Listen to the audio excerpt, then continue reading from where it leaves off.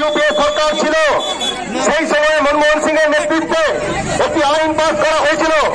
সেই আইন অনুযায়ী 22 সালে আমাদের ভারত 75তম বর্ষ পূর্ণ করবে। সেই আইন অনুযায়ী বলা হয়েছিল যে যতগুলো গরিব বাড়ি আছে তাদের থাকার জায়গা নেই, তারা সকলে বাড়ি পাবে। এটা কোনো দান নয়, এটা আইনগত ভাবে আমাদের গরিব মানুষরা পাবে। পঞ্চায়েত আপনি জেনে রাখুন, আপনারা সার্ভে করতে যাচ্ছেন কাকে নিয়ে? বিনামূল্যে তাদেরকে নিয়ে সার্ভে করতে যাচ্ছিলেন।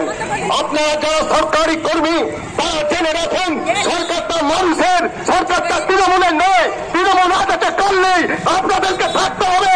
তাই আপনারা আইনের মোতাবেক কাজ করুন, তারা আপনাদেরকে সারা জীবন দেবে না। আপনার আইন অনুযায়ী গরিব মানুষরা তাদের বাড়ি পাবে, সেই অনুযায়ী আপনারা কাজ করুন। এটা আপনাদেরকে জেনে রাখার দরকার। আমাদের জানেন হয়েছে যে চলুন আমাদের সঙ্গে, আপনার কথা হচ্ছে আমরা তুলে ধরবো পঞ্চায়েতে, আপনার পাশে দাঁড়াবার মতো আর কোনো শক্তি এই এলাকায় নেই।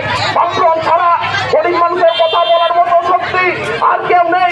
গরিব মানুষের কথা আর কেউ বলবে না। লালতা যেতে হবে না, তোমার পাড়ায় তোমার এলাকায় একটা অফিস করছি, তোমার যা কিছু সমস্যা তুমি গিয়ে হচ্ছে সেখানে কথা বলবে। তুমুল বিক্ষোভ চলছে, দায়িত্ব দিয়েছিল আবাস যোজনার বাড়ির দাবিতে। মানুষ গরিব মানুষ বলেছিল এরাই পাড়ার নেতা হবে, এরাই পঞ্চায়েতে দাঁড়াবে। গরিব মানুষদের আবাস যোজনা থেকে বঞ্চিত করেছে কলসি গ্রাম পঞ্চায়েত।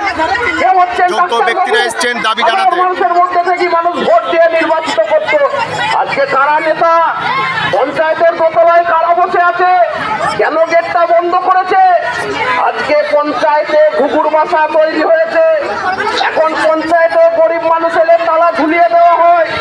আর হচ্ছে পঞ্চায়েতে বছরে 365 দিন 24 ঘন্টা কন্ট্রাক্টরদের চাপাচাপি।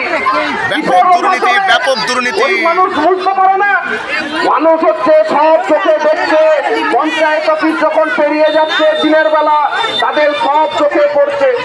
আমরা বলতে চাই নতুন করে সার্ভে করতে হবে।